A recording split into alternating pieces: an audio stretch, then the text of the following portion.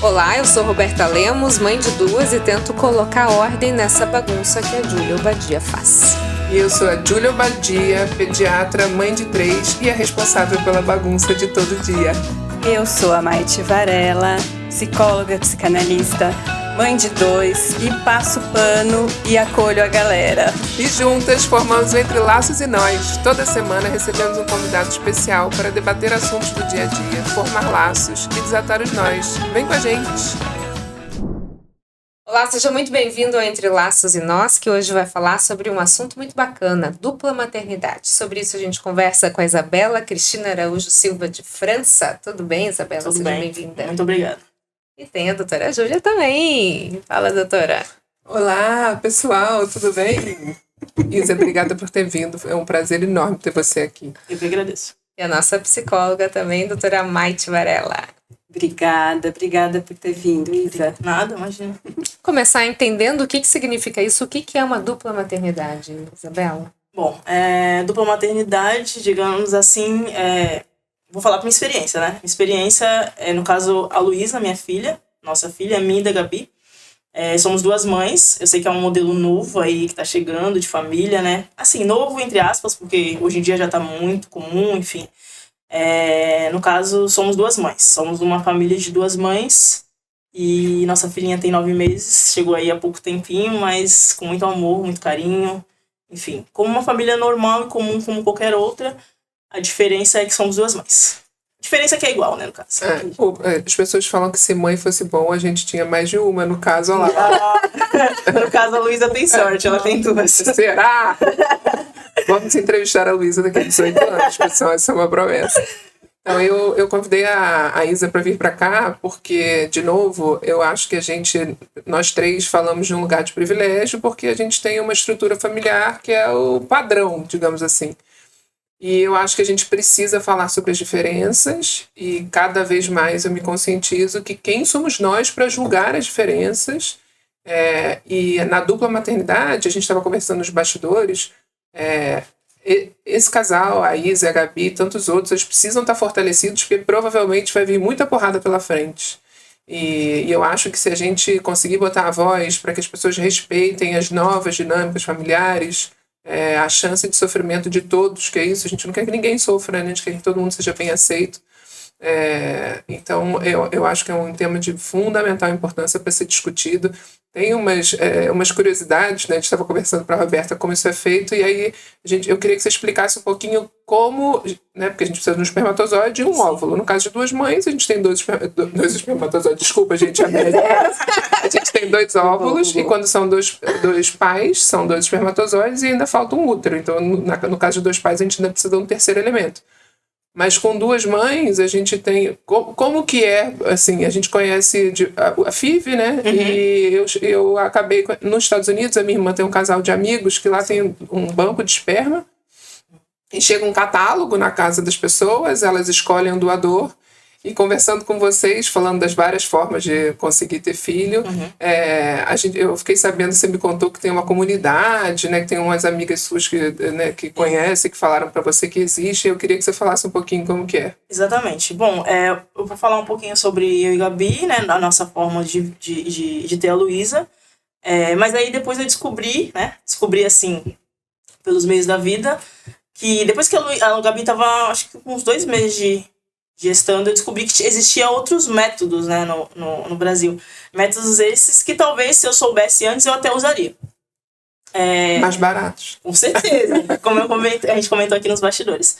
Se chama inseminação caseira. Não sei se as pessoas conhecem, é pouco conhecido, com certeza. Mas tá aí. Tá aí para ser usada. Se tá aí no Brasil, a gente realmente... É que nem eu tava conversando ali fora nos bastidores também. Querendo ou não, é um processo muito caro e nem todo mundo tem condições disso. Uhum. E no caso, que nem... A maior parte das pessoas não tem condição, né? Porque uma PIB custa 20, 30 mil reais. E não é a certeza de dar certo, enfim. Psicologicamente, a cabeça da mulher, que nem quando a gente se trata de tentante, a cabeça da mulher vira um turbilhão de possibilidades, e quando vem um não, vem a frustração, enfim. Com isso eu descobri que existe inseminação caseira. Inseminação caseira basicamente é o quê? Você encontra doadores, hoje em dia, no Facebook, grupos de WhatsApp, pessoas dispostas a te ajudar a realizar seu sonho. Seja mãe solo, seja duas mães. Não está regulamentado. Não, não sei, eu não consigo te dizer hoje se é algo legal ou ilegal. Não é legal. Não é legal, né? Mas na verdade... Não é legalizado. Não é legalizado. Enfim, mas eu sei que não pode ser cobrado. Eu sei que isso, quando você cobra um sêmen, você já é banido nesse grupo. Com certeza deve ter alguém que deve ter algum grupo que cobra. Eu já ouvi dizer nesses grupos, porque eu entrei nesse grupo, pra me infiltrar, fui ver o que era isso. Eu ouvi dizer que tem gente que cobra, e aí logo o administrador lá do grupo vai lá e bania a pessoa, enfim, ela é excluída desse grupo, porque realmente não pode. Então existem doadores no Brasil inteiro dispostos a fazer o seu sonho ser realizado, o sonho de ser mãe. Enfim, eles vão lá, eles estão dispostos a doar o sêmen, eles colocam todas as características dele possíveis, o estado que ele é, enfim. E aí eu posso viajar até você, eles colocam, ou você pode vir até mim. Então você vai até o estado dele ou ele vem até o seu estado. E você vai pagar todos os custos desse doador, o tempo que ele fica na sua cidade, ou você ficar na cidade dele e você paga seus custos. Enfim, e ele doa o sêmen pra você. Basicamente, o processo é de você ficar, digamos assim, num motel, você vai lá e paga, enfim. E você e a sua esposa, seja lá quem for, existem casais héteros também que fazem isso, tá? Eu já vi. Mulheres que não conseguem engravidar e o homem acompanha a mulher nessa jornada toda. Alternativa para os custos altos da vida. E como que foi a escolha de quem engravidaria? Se foi você ou a Gabi? A escolha foi basicamente... Eu nunca tive o sonho de gerar, assim. Não posso virar e falar assim, eu sempre tive o sonho de gerar um bebê. Enfim. E você tinha o sonho de ser mãe? Sempre. Nossa, isso era no meu coração desde quando eu conheci a Gabi, acho que antes. Mas não importava a via? Não importava a via. Eu queria ter uma criança, eu queria ter um filho. Só que eu não sabia como. E então, eu cresci num ambiente evangélico, né? Eu cresci num ambiente de igreja, minha mãe é muito religiosa. Então, quando eu me descobri, né? Eu digo... falei o que eu gostava, enfim, pra minha mãe, eu achava que a reação dela seria uma. E foi ao contrário. Eu achei que ela, tipo, ela ia me colocar pra fora de casa, ia ser aquilo tudo. Que idade você tinha isso? Eu tinha 22, foi quando eu conheci a Gabi. Mas você, até de 22 anos, você achava que você era assexuada? Não, eu tinha isso dentro de mim. Eu sabia quem eu era, mas eu não podia colocar isso pra fora. Então você tinha medo... Eu comigo mesmo. Eu fico pensando, assim... que a maior dificuldade é a autoaceitação, né? Com certeza. Isso que eu fico pensando. É a primeira, eu acho. Com certeza. É que eu fico pensando assim, a questão da pessoa não se assumir, não é a condição sexual, vai mais da autoaceitação e de se entender como, sim, eu sou homossexual. Porque eu acho que a hora que você assume quem você é, tipo assim, cara, essa sou eu. Você consegue dar mais a cara a tapa e aguentar a porrada. Com certeza. Então, mas por isso que a sociedade, ela de certa forma traz essa questão tão confusa que as pessoas às vezes não sabem o que são. Eu acho que todo mundo sabe o que é. Eu acho que é realmente mais ou menos o que a Júlia falou. Medo. É esse medo da exposição. Mas o medo vem de fora. Vem de fora. O medo é uma coisa que reflete na outra. O medo de fora me faz me fechar ainda mais. O medo que eu tinha na época era da minha comunidade de igreja. E medo de sofrer, né? Exato. Que não resistir, um dos maiores medos que eu tinha, na verdade, era da minha mãe. O maior medo que eu tinha era da minha mãe, porque eu pensava, minha mãe talvez não aguente e tal, enfim. Mas quando eu disse pra ela, mãe, eu tava conhecendo a Gabi nessa época, eu falei, mãe, tal... Mas você já tinha namorado menina? Já tinha ficado com menina? Não, a Gabi foi minha primeira namorada e a minha esposa. Eu nunca tinha namorado. Mas nem menino? Nem menino. E deve ter sido um alívio pra você. Foi, nossa, saiu um peso, fardo né? das minhas costas. Aí, quando eu disse pra ela, ela me abraçou, ela falou que já sabia. Mãe sabe, cara, é impossível. Ela falou que já sabia? Falou, já sabia. Minha irmã chegou na hora, me abraçou também. Mãe, a gente sempre soube. Não, e assim, eu acho que as pessoas que você conhece, que você imagina que não consegue se assumir, além do sofrimento que ela passa por não conseguir se assumir, porque deve ser muito difícil não conseguir se assumir quem você é. Na verdade, não poder ser. E eu acho que o caminho é mais sofrido, porque fica todo mundo espizinhando e falando por trás. Nossa, eu acho que eu já escutei essas conversas, assim. Eu lembro de, alguns anos atrás, antes de eu me assumir, assim, pra minha mãe, de me explicar o que eu gostava, eu lembro de uma conversa da minha tia, da minha mãe. Na verdade, você gosta da Gabi, né, no caso. Você gosta de mulher, você gosta da Gabi. Eu lembro de uma conversa da minha mãe, e ela e minha tia falando assim, mas ela... Porque minha tia, ela tem uma filha que é. E minha mãe julgava muito na época. Mas sua filha também é. Eu escutei essa conversa. Então minha mãe sempre soube. Agora a gente está falando de julgamentos e assim, no início da conversa, a Júlia trouxe até a questão, né? Você precisa de um espermatozoide e de um óvulo. Então a gente está falando de natureza. Sim. Enfim, quando a gente fala, aí eu queria até jogar a bola para a Maite, quando a gente fala, de repente, de uma estruturação familiar, a gente tem, entre aspas, o papel que se espera do pai e o papel que se espera da mãe. Sim. Como é que você encara isso agora de uma Joga para mim. Bate no peito, bate. Joga aqui Vai. Como é que vocês, e você como mãe, e Sim, você como psicóloga, né, como uma profissional que vai atuar nessa área, porque tá vindo uma sociedade inteira dessa forma. Sim. Né? A gente De tá vindo tudo, agora... mãe solo. Porque não precisa, de Isso. fato. Já vou dar o... Então vamos lá. Spoiler. Vai, E Maite, aí é a gente contigo. tá falando de feminismo, então Não, vamos lá, a desde o gente início. pode desvincular sexo de maternidade e paternidade e pensar em parentalidade. Se você for pensar, um bebê precisa do quê? Que maravilha que ele tem, que ela tem duas. Mas um bebê precisa de um cuidador que se dedique a ele, assim, né? Que se responsabilize por ele. Então, isso aí já... Né, porque tem todo aquele papo de figura paterna, figura A materna. figura paterna pode ser... É uma figura. A figura do... Não é? Pode vir a figura de homem em algum convívio que ela tenha Não, e com uma mulher. vamos lá, agora eu vou trazer. Não, é porque, figura- assim, tem eu a fui figura criada paterna. por uma mãe solo. Hum. Então, assim, não tive a figura do pai. Mas em vários quesitos da minha vida se mostra um buraco ali, um vazio que teria que ter sido ocupado por um homem quando não Ou foi. por uma outra pessoa, né? Que na verdade Por uma você- figura, né? Uma figura masculina, Uma figura paterna, eu acho. masculina, pode É, ser. uma Até figura porque o masculino masculina. e feminino está em todos nós, também tem isso. Tá, e aí vamos jogar agora a bola pra ela. Pegando um pouquinho do teu gancho, posso dizer até uma experiência minha, assim. Realmente eu concordo com o que você disse, por ser criado por mãe solo, também fui. Mas existem, que nem você falou, faltava algo. Eu só percebi que faltava algo pra mim quando eu perdi minha mãe. Dia dos Pais pra mim nunca foi um dia que me Mas você causava não teve algo. pai ou ele era ausente? Assim, ele era casado e... Não, existiu ele tentou um vir, esperma, depois mas... ele não acompanhou a gravidez da minha mãe, tipo, abandono paterno. Digamos assim. Então, quando quando eu perdi minha mãe, quando minha mãe faleceu, no ano que minha mãe faleceu, Dia dos Pais, eu senti falta, eu não me entendia. Eu falava, como assim? Dia dos Pais tá me doendo? Como assim? Porque minha mãe supria. Minha mãe supria esse buraco. Então, nunca foi a figura masculina. E sim O pai, a pessoa né? que supria aquele buraco. Sempre foi minha mãe. Agora, falando um pouquinho sobre o que você disse sobre o fato de ser duas mães, né? Bom, eu só posso dizer que o fato da figura masculina não fazer falta de maneira nenhuma para a Luísa, como eu e Gabi, a gente é assim, não existe você faz isso, você faz aquilo. As duas fazem.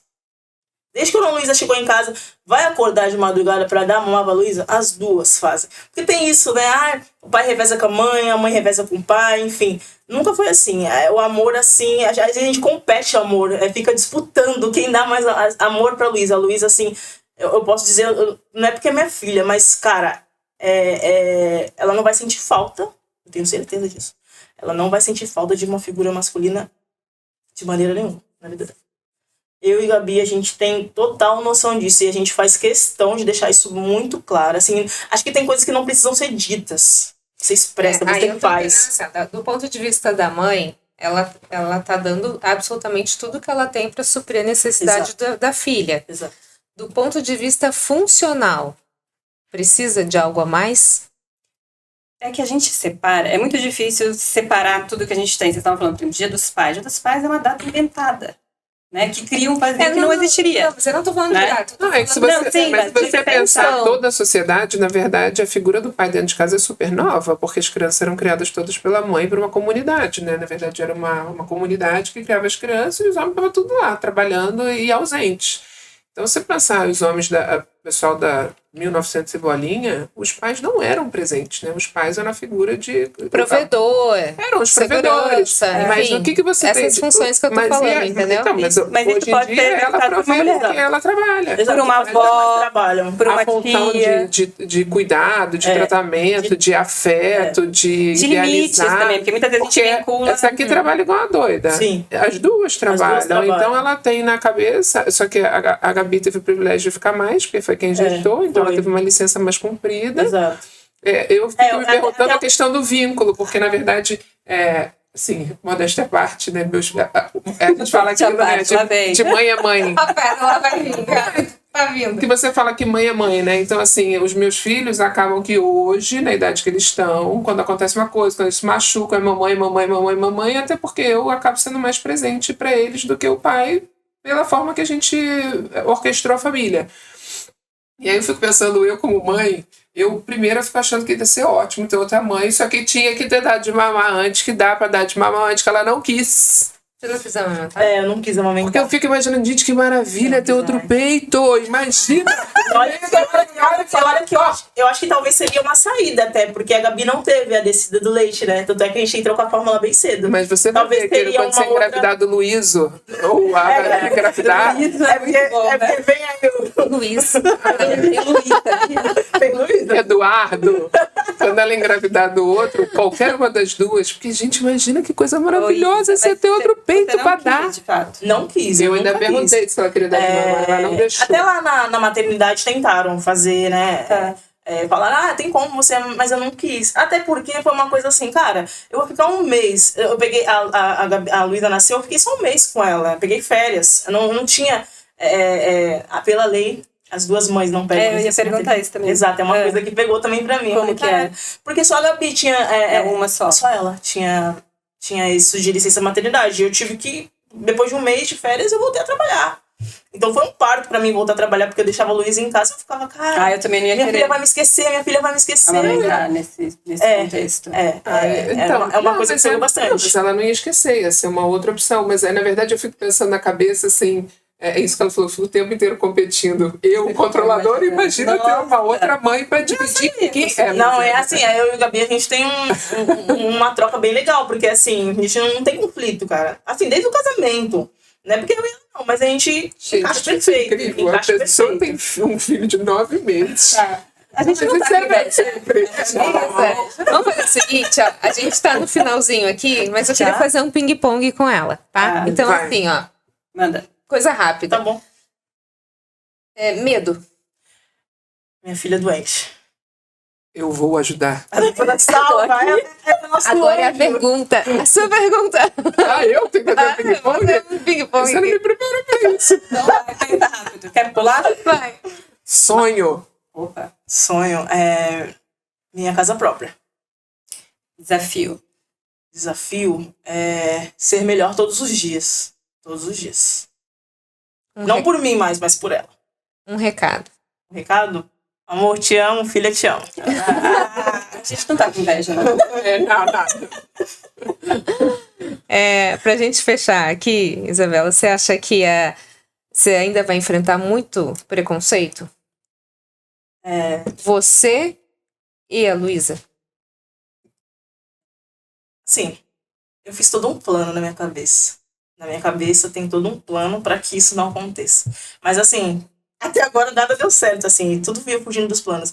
Quando eu falo de maternidade, quando a gente falava de maternidade lá atrás, a gente pensava uma coisa e veio totalmente diferente, fugiu das nossas mãos, enfim, foi escapando. Mas um plano que eu sempre, eu e Gabi, a gente é super fechada, é amor. A Luísa, eu acho que enquanto ela estiver em casa, o nosso ambiente vai ter amor. Então se a gente puder protegê-la, a gente vai fazer isso e orientá-la, sabe? Eu acho que é muito de conversar quando ela for crescendo. Eu ia falar fortalecê-la também, né? Ela precisa ser. Nem sempre vai ser possível blindá-la. Eu não vou estar em Não, todos eu os acho que é lugares. impossível blindar. Mas ela precisa se blindar. Fortalecer. Ela precisa saber quem ela é, Ela né? precisa saber quem ela é, exato. E Então, da onde que ela veio, exato. respeitar as origens. Eu acho assim, Exato. eu acho que é impossível você imaginar apesar de todo o movimento, que ela sofre preconceito com certeza todo dia. E o preconceito de uma forma, às vezes, que nem é uma intenção. E nem a intenção, às vezes, na forma que fala, sem querer, com o pudor de falar, o medo de chegar lá, porque é o desconhecido. Então, assim, eu acho que se cada uma de nós conseguir entender as diferenças, e eu acho isso é um movimento que eu tenho feito, porque a gente tem um preconceito estrutural na forma como fala, até em direção a outras pessoas. Eu não me sinto homofóbica, eu acho que eu não sou homofóbica, mas com certeza existe alguma coisa de homofobia dentro de mim, como existe um preconceito estrutural com o negro que eu não gostaria. Mas eu acho que se a gente entender a diferença e tentar não julgar, a gente tem mais chance de fazer com que todo mundo se sinta acolhido e parte de um todo. Sim. Mas dizer que ela não vai ter preconceito... É muito difícil, é uma coisa que foge das nossas mãos. Infelizmente foge das nossas mãos. Ela vai ter que só... O que eu quero, com certeza que não, mas... Foge, mas só realmente como homossexual você já passa por preconceito todo dia e agora com a filha elas andam juntos, né? Exato, é o que a gente fala. Quando a gente já planejava a Luísa, enfim, o bebê, que a gente não sabia que seria a Luísa, a gente sempre conversou sobre isso, a gente falava como é que vai ser, enfim, a gente tem que estar muito fechado em relação a isso. Então é uma coisa que já vinha sendo planejada, mas assim, realmente não está nas nossas mãos. É deixar acontecer e realmente fortalecê-la para que ela saiba lidar com situações. Tire de letra, que virarem para ela e falar assim: ah, você tem 2 mães. Ah, que bom que eu tenho 2 mães, né? Que legal. Que nem uma vez uma amiga minha falou que o filhinho dela, ela é casada com uma outra moça, também virou e falou assim: sorte é minha que eu tenho 2 mães, é isso que eu quero. Eu acho que ela tem que saber lidar, ela tem que saber estar bem resolvida com ela mesma. Não precisa ser um problema isso para ela. E sim, que sorte que ela tem 2 mães que a amam muito. Eu tenho uma outra paciente com 2 mães que escreveu um livro que chamou Nascer de 2 Mães. Eu tenho esse livro muito da Karen Mentoni. Então, para quem quiser, é muito bacana, que fala como nascer de 2 mães. Então, fica a dica. Aí é uma biblioteca aqui, o Entre Laços e Nós. Por sinal, nesse livro tem inseminação caseira. Ela fala sobre inseminação caseira também. Acho que alguém já leu o livro, hein? Já leu. É da minha paciente também. Gente, muito obrigada, viu? Eu que agradeço. Muito obrigada pelo carinho. Aí. Muito obrigada, doutora, pelo convite. Obrigada, doutora Júlia. Obrigada, Maite. Entre Laços e Nós fica por aqui. Muito obrigada pela sua companhia. A gente se vê. Até o próximo. Tchau, tchau. Olá, eu sou Roberta Lemos, mãe de 2 e tento colocar ordem nessa bagunça que a Júlia Obadia faz. E eu sou a Júlia Obadia, pediatra, mãe de 3 e a responsável pela bagunça de todo dia. Eu sou a Maite Varela, psicóloga, psicanalista, mãe de 2 e passo pano e acolho a galera. E juntas formamos Entre Laços e Nós. Toda semana recebemos um convidado especial para debater assuntos do dia a dia, formar laços e desatar os nós. Vem com a gente!